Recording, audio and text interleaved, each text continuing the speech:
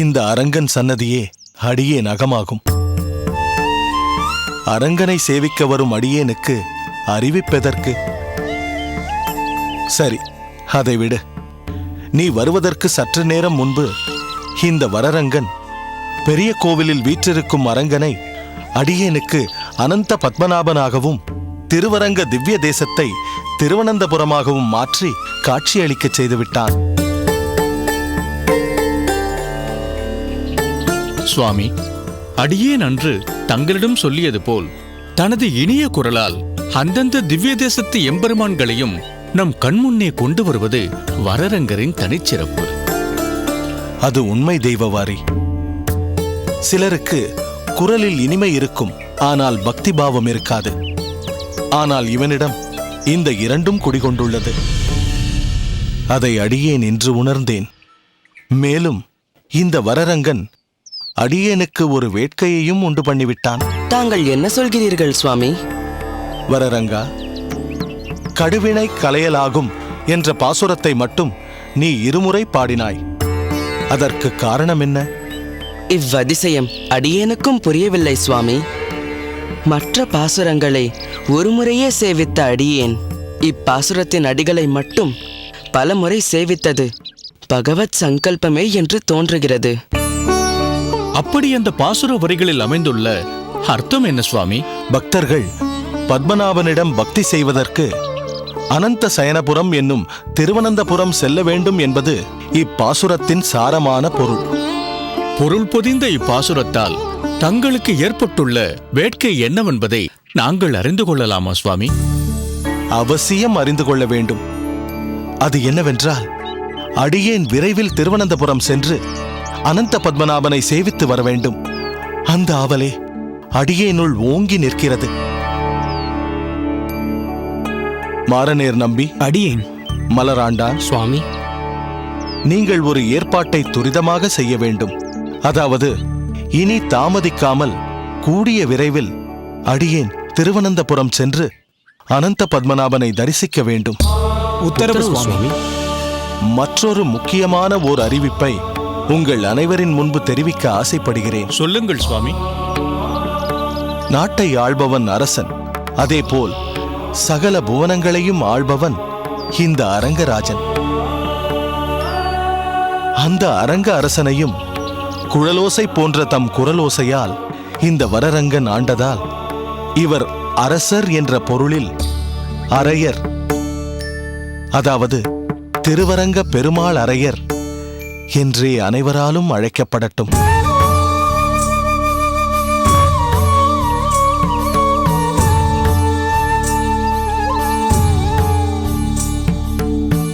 திருவரங்க அரையரே, வாழ்க உமது தொண்டு. நன்றி சுவாமி. ஆஹா, மிக பொருத்தமான பட்டப்பெயரை வரரங்கருக்கு சூட்டினீர்கள் சுவாமி. சந்தோஷமான இந்த நிகழ்வோடு அரங்கனை தரிசிக்க புறப்படலாமா சுவாமி? தாராளமாக. அடியேன்.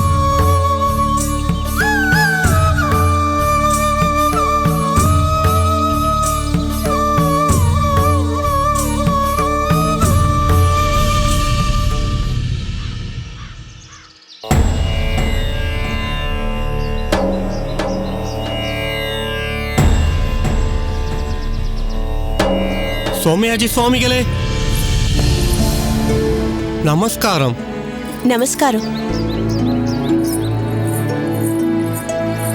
வாருங்கள், அகத்துக்குள் வாருங்கள். சுவாமிகள் இருக்கிறாரா? சற்று அவரிடம் பேச வேண்டும். அவர் இருக்கிறாரே, உள்ளே வாருங்கள். நான் அவரை கூப்பிடுகிறேன். இல்லை, பரவாயில்லை, நான் இங்கேயே இருக்கிறேன். எதற்காக வெளியே நிற்க வேண்டும்? வாருங்கள், உள்ளே வாருங்கள் நாராயணன். உள்ளே வர எனக்கு அருகதை இல்லை சுவாமி. இங்கிருந்தே பேசிவிட்டு சென்று விடுகிறேன். அடடா, தாங்கள் என்ன பேசுகிறீர்கள்? சக மனிதன் என்ற முறையில் உங்களுக்கு எல்லா அருகதையும் உண்டு. தயவு செய்து உள்ளே வாருங்கள். காந்திமதி, பாவம் வெயிலில் வந்திருக்கிறார். கொஞ்சம் நீர்மோருக்கு ஏற்பாடு செய். ஆகட்டும் சுவாமி. நாராயணன், தாங்கள் வெளியே நிற்பது எனக்கு மிகவும் கஷ்டமாக இருக்கிறது. உள்ளே வாருங்கள். நான் இப்படி திண்ணையிலேயே உட்கார்ந்து கொள்கிறேனே. தாங்கள் தங்களுக்கு இழைத்த கொடுமைக்கு இவ்வளவு தூரம் என்னை திண்ணையில் உட்கார வைப்பதே அதிகம். இப்படியெல்லாம் நீங்கள் பேசக்கூடாது. உங்கள் மீது நான் விரோதம் பாராட்டினால் நான் வேத பாராயணம் செய்து கொண்டிருப்பதில் அர்த்தமே இல்லை. உங்கள் மீது எனக்கு சற்று வருத்தம் இருக்கலாம். ஆனால் அந்த வருத்தம் சிறிது சிறிதாக குறைந்து கொண்டு வர வேண்டுமே தவிர வருத்தம் விரோதமாக மாறக்கூடாது. விரோதம் பிறகு ஒரு நாள் குரோதமாக மாறும். குரோதம் பழிவாங்கும் உணர்ச்சியை தூண்டிவிடும். இதற்கெல்லாம் இடம் கொடுப்பவன் ஒரு தூய வைணவனாகவே இருக்க முடியாது.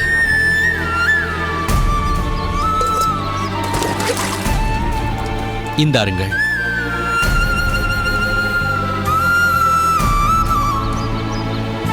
என்ன பார்க்கிறீர்கள்? அலம்பிக் கொள்ளுங்கள். காலை அலம்பிக் கொண்டு விடுவேன் சுவாமி. ஆனால் உள்ளிருக்கும் பாவத்தை எவ்வாறு அலம்பி வெளியேற்றப் போகிறேனோ?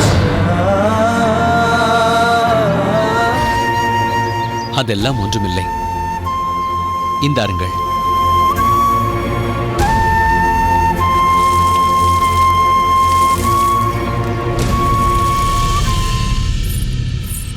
வாருங்கள். இந்தாருங்கள் சுவாமி. நீங்கள் பேச வந்த விஷயம் பற்றி பிறகு பேசலாம்.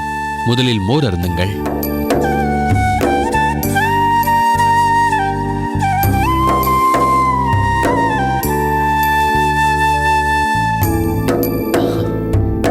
காந்திமதி, இவர் அமுதுண்ண ஏற்பாடு சரி செய்து சுவாமி. வேண்டாம் சுவாமி.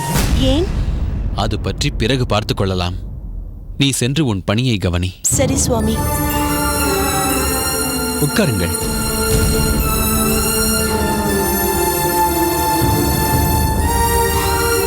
இப்பொழுது சொல்லுங்கள், நான் உங்களுக்கு என்ன உதவி செய்ய வேண்டும்? கூறுங்கள். உதவியா? தாங்களா? என்னை மன்னித்தேன் என்று சொல்வதுதான் தாங்கள் எனக்கு செய்யக்கூடிய பெரிய உதவி. தயவு செய்து என்னை மன்னித்தேன் என்று சொல்லுங்கள். இல்லை இல்லை, அப்படி சொல்லிவிட்டால் நீங்கள் உண்மையிலேயே பெரிய தவறு ஏதோ செய்துவிட்டார் போல் ஆகிவிடும். தவறுதான். நாங்கள் செய்தது பெரிய தவறுதான். குறுகிய மனப்பான்மை எது என்றும் பரந்த மனப்பான்மை எது என்றும் தங்களையும் திருக்கட்சி நம்பிகளையும் பார்த்துதான் கற்றுக்கொண்டேன். தங்களுக்கு தெரியுமோ தெரியாதோ, என் சீமந்த புத்திரன் இன்று உயிரோடு இருக்கிறான் என்றால் அதற்கு திருக்கட்சி நம்பிகள் தான் காரணம். பாம்பு திண்டிய அவனை காப்பாற்றியதற்கு அவர் கேட்ட பிரதி உபகாரம் என்ன தெரியுமா? தனக்கென்று எதுவும் கேட்கவில்லை. சோமயாஜிகளின் மீது இருக்கும் தடையை நீக்குங்கள், அந்த சிரேஷ்டரை கோவிலுக்குள் அனுமதியுங்கள் என்றுதான் கேட்டார். தன்னலம் என்னவென்றே தெரியாத தனிப்பிறவி அவர். அவரின் தமிழ் பாசுரங்களுக்கு தடை விதித்தீர்களே, அன்று உண்மையிலேயே நான் மிகவும் வேதனைப்பட்டேன். அதுவும் கூட நாங்கள் செய்த தவறுதான். அக்ரஹாரத்தில் எங்களுக்கு செல்வாக்கு இருக்கிறது என்ற அகம்பாவம், அதுதான் இப்படியெல்லாம் எங்களை நடந்து கொள்ள வைத்திருக்கிறது. இவையெல்லாம் தவறுகள் என்று நான் கருதவில்லையே. தாங்களும் தங்கள் நண்பர் திருக்கட்சி நம்பிகளும் பெருந்தன்மை மிக்கவர்கள், இப்படித்தான் சொல்வீர்கள். எங்களை போன்ற குறைகுணங்கள் இப்படித்தான் கூத்தாடச் செய்யும்.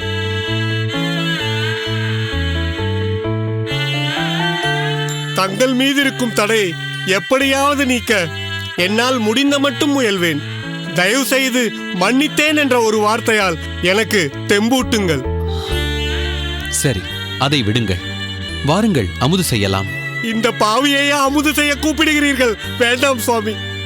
இல்லை, நீங்கள் இங்கு உணவு அருந்திவிட்டுத்தான் செல்ல வேண்டும். அதுதான் என் மனதிற்கு திருப்தியை கொடுக்கும். நிந்தித்த ஒருவன் எதிரில் நிற்கும்போது அவனையும் அத்யந்த சிநேகிதனாக பாவிக்கும் பக்குவம் எனக்கு இருக்கிறதா என்ற என்னையே உரைத்து பார்த்துக் கொள்ளும் சோதனை இது. தாங்கள் என் விரோதி அல்ல, என் அதிதி. அதிதி தேவோ பவ என்றுதானே சொல்கிறார்கள். எனக்கும் என் அகத்துக்காரிக்கும் தங்களுக்கு அமுது படைக்கும் பாக்கியத்தை தாருங்கள். வாருங்கள் வாருங்கள் நாராயணன்.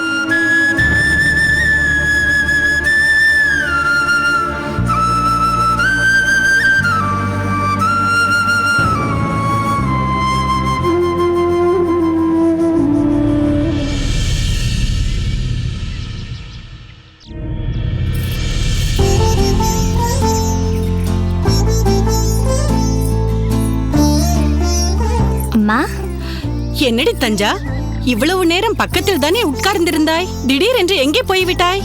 இது நாம் எப்போதும் வரும் கோவிலாக இருந்தால் நான் கவலைப்பட மாட்டேன். இந்த ஆஞ்சநேயர் கோவில் உனக்கு புதிதாயிற்றே. எங்கே போனாயோ, வழி தெரியாமல் எங்காவது தவித்துக் கொண்டிருக்கிறாயோ என்று நான் பயந்து விட்டேன். அம்மா, நான் என்ன சின்ன குழந்தையா?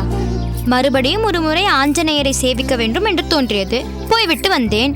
அதை என்னிடம் சொல்லிவிட்டு போயிருக்கலாம் இல்லையா? இது ஆஞ்சநேயருக்கு சாற்றிய வடை, எடுத்துக்கொள். வேண்டாம், அகத்துக்கு போய் சாப்பிடுகிறேன். அம்மா, எனக்கு ஒரு சந்தேகம். ஆரம்பித்து விட்டாயா? சந்தேகம் சந்தேகம் என்று உன் அப்பாவை பிடுங்கினது போதாதென்று என்னையும் விடமாட்டாய் போலிருக்கிறதே.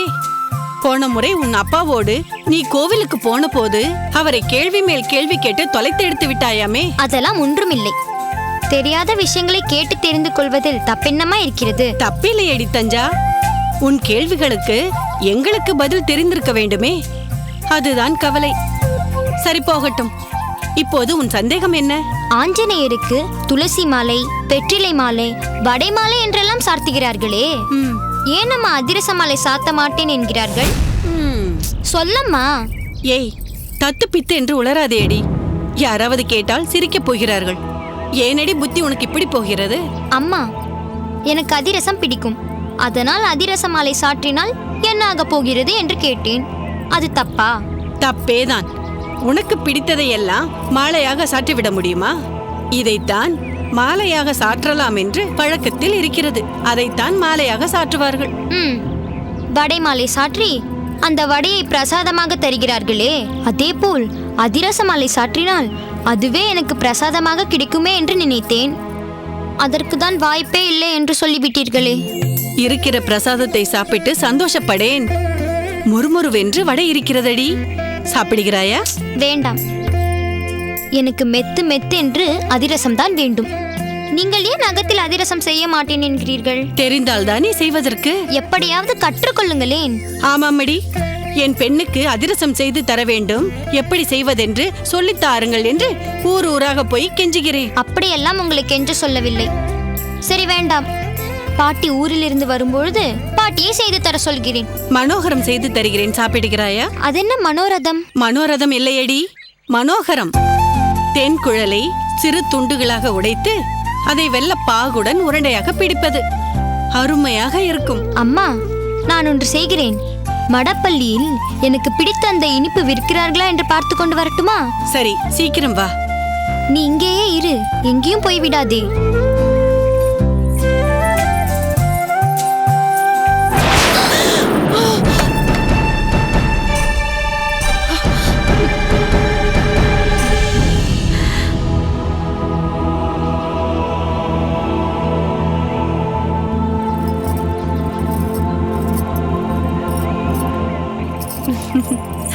தஞ்சமாம்பாள், மன்னித்துக் கொள்ளுங்கள் மாமி. ஏய், என்னடி இப்படி பண்ணி விட்டாய்? பரவாயில்லை, குழந்தைதானே அவள், ஒன்றும் ஆகிவிடவில்லை. நீங்கள் தஞ்சமாம்பாளின் அம்மாவா? ஆமாம். உங்களுக்கு எப்படி தஞ்சாம்பாளின் பெயர் தெரியும்? அம்மா, இந்த மாமியை எனக்கு முன்பே தெரியும். எப்படி? ஆற்றங்கரையில் நான் துணி துவைக்கும் போது இவளை பார்த்திருக்கிறேன். ரொம்ப சூட்டிகையான பெண். நீங்கள் தான் மெச்சிக்கொள்ள வேண்டும். இப்போதுதான் பார்த்தீர்களே. அதனால் என்ன? உங்களிடம் பேசிக்கொண்டே பின்னால் வந்து விட்டாள். நானும் கூட சற்று ஒதுங்கிக் கொண்டிருக்கலாம் அல்லவா? உங்கள் பெண்ணுக்கு உதவும் மனோபாவம் நிறைய இருக்கிறது. அன்று ஆற்றங்கரையில் அவள் தோழி யாரோ துவைத்த துணிகளை அழுக்காக்கியதற்கு இவள் பொறுப்பேற்றுக் கொண்டு துணிகளை எல்லாம் துவைத்து கொடுத்தாள். போதுமே. அகத்தில் துரும்பெடுத்து துரும்பு போட மாட்டாள். மற்றவர்களுக்கு என்ன உதவி செய்கிறாளோ என்னவோ, பெற்றவளுக்கு ஒரு உதவியும் செய்ய மாட்டாள். ஆமாம், நீங்கள் எங்கே இருக்கிறீர்கள்? இதற்கு முன்னால் உங்களை பார்த்த மாதிரி ஞாபகமே இல்லையே. ஆனால் ஒன்று, நான் இன்றுதான் முதல் முறையாக இந்த ஆஞ்சநேயர் கோவிலுக்கு வருகிறேன். அப்படியா? நான் அவ்வப்போது இங்கு வருவதுண்டு. ஆனால் நானும் இதுவரை உங்களை பார்த்ததில்லை. ஒருவேளை தஞ்சமாம்பாளை பார்த்த பிறகுதான் உங்களை பார்க்க வேண்டும் என்று இருக்கின்றதோ என்னவோ. அதுதான் இன்று பார்த்திருக்கிறோம். என் பெயர் கௌசல்யா. உங்கள் பெயர் என்னவென்று நான் தெரிந்து கொள்ளலாமா? காந்திமதி. மாமி, உங்கள் அகம் எங்கே இருக்கிறது? மேற்கு மாட வீதியிலிருந்து சற்று தள்ளி ஈரடி அக்ரஹாரம் இருக்கிறதல்லவா, அங்குதான் எங்கள் அகம் இருக்கிறது. வருகிறாயா? கூட்டிக் கொண்டு போகிறேன். கேட்டு விட்டீர்கள் அல்லவா? அவ்வளவுதான். வருகிறேன் என்று குதி குதி என்று குதிப்பாள். அம்மா அம்மா, நான் போய்விட்டு வருகிறேன் அம்மா. பார்த்தீர்களா? அதெல்லாம் இப்போதொன்றும் போக வேண்டாம், இன்னொரு நாள் போகலாம். போங்கள் அம்மா, நீங்கள் எப்போதும் இப்படிதான், என்னை எங்கேயும் போக விட மாட்டீர்கள். ஆமாம், நான் உன்னை எங்கேயும் போக விடாமல் தான் நீ ஆற்றங்கரை மாந்தோப்பு என்று ஊர் மொத்தமும் சுற்றி கொண்டிருக்கிறாய். மாமி, உங்களுக்கு ஒன்று தெரியுமோ? ஊரில் என்னை யாருக்கும் தெரியாது, இவளைத்தான் தெரியும். என்னை தஞ்சம்மாம்பாளின் அம்மாவென்றுதான் எல்லோருக்கும் தெரியும். எனக்கு என்னமோ இவளை அன்று ஆற்றங்கரையில் பார்த்த மாத்திரத்திலேயே ரொம்பவும் பிடித்து போய்விட்டது. எனக்கும் உங்களை மிகவும் பிடித்து போய்விட்டது மாமி. தஞ்சாம்பா, போதும், அகத்திற்கு போகலாம். உன் அப்பா காத்து கொண்டிருப்பார். சரி, நாங்கள் வருகிறோம் மாமி. உங்களை பார்த்ததில் மிகவும் சந்தோஷம். அம்மா அம்மா, மடப்பள்ளியில் அதிரசம் கிடைக்கிறதா என்று பார்த்துவிட்டு வந்து விடுகிறேன் அம்மா. தஞ்சம்மாம்பாள், இங்கே அதிரசம் கிடைக்காதம்மா. சாதாரணமாக பெருமாள் கோவிலில் தான் கிடைக்கும்.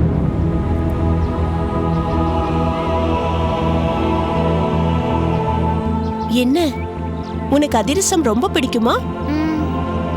சரி, அடுத்த வியாழக்கிழமை உனக்கு நிச்சயமாக நீ விரும்புகிற அந்த அதிரசம் கிடைக்கும். எப்படி? நான் பண்ணி கொண்டு வருகிறேன்.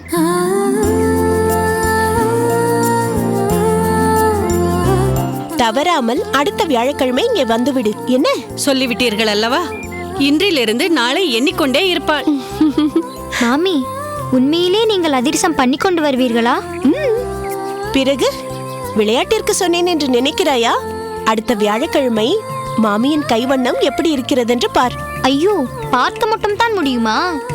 சாப்பிட முடியாதா? ஏய் வாயாடி, பார்த்தீர்களா மாமி? எவ்வளவு அப்பாவி மாதிரி கேட்கிறாள். பரவாயில்லை, சின்ன குழந்தைதானே.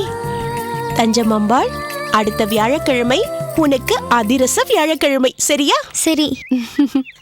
சரி, புறப்படு. வருகிறோம் மாமி. வாருங்கள்.